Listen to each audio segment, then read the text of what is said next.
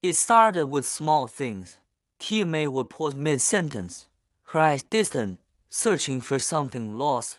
She would stare at her hands and whisper, "Why are they so rough?" She would touch the scar on her side and ask, "Where did this come from?" The doctor said this was normal. Memory recovery was unpredictable. Sometimes it came back slowly, sometimes all at once, sometimes it never came back at all. 2 weeks after she woke up, something changed. Qiumei was eating breakfast when she suddenly dropped her chopsticks. Her face went pale, her breathing became rapid. "Qiumei, what's wrong?" Shaking reached for her hand. She pulled away. Her eyes were wide with confusion. "I remember something. A house. A small house with a red door. There was crying. A woman crying, begging someone not to leave." Shaking's face turned white. "It's just fragments. Don't worry about it." No, it felt real. Too real. She looked at her husband with uncertain eyes. "Shaking, we've been married a long time, right?" "Yes, a very long time." "Then why? Why do I feel like something is missing? Like there's a hole in my chest that I can't explain." He had no answer for her. The next day, Qiumei brought old photographs to the hospital. These might help trigger memories, the doctor had suggested. Qiumei looked through them slowly. Baby pictures, school photos, graduation ceremonies. Then she stopped at one photograph. It was her, much older than she remembered, standing alone in front of a small apartment. "Who is this woman?" Qiumei hesitated. That's someone we know." She looked so sad, so tired. "Why is she alone? Where is her husband? Where are her children?" No one could answer. Qiumei kept staring at the photo. Tears began falling down her cheeks. "I don't know why I'm crying. I don't know this woman, but my heart hurts so much when I look at her." That night, Qiumei couldn't sleep. Every time she closed her eyes, she saw flashes.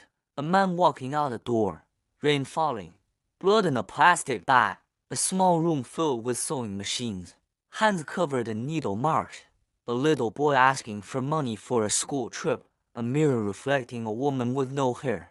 She sat up in bed, gasping for air. Shaking.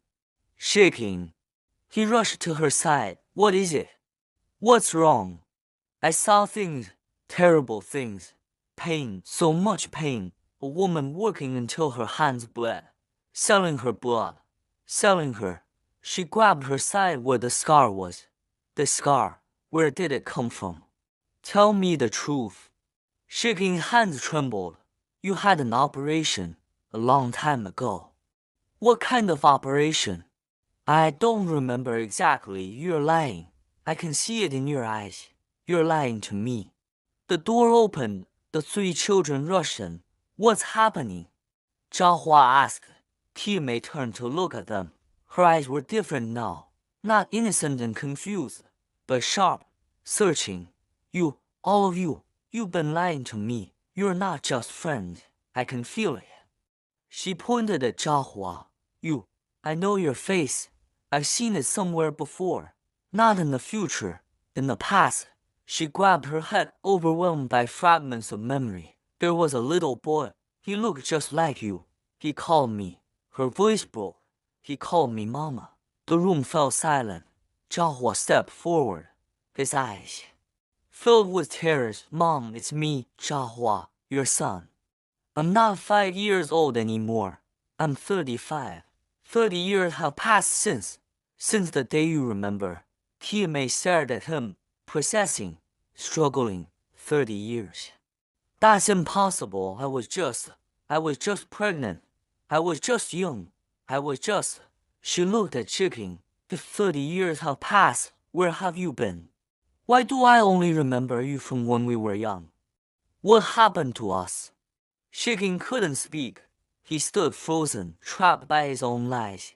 Qiumei stepped forward. "Mom, please calm down. Your brain is still healing. Don't tell me to calm down. I want the truth." She grabbed Qiumei's arm. You're my daughter, aren't you? You're Qiumei. That's why you remind me of myself. I can see it now. Qiumei nodded, tears streaming down her face. Yes, Mom, I'm your daughter. And him.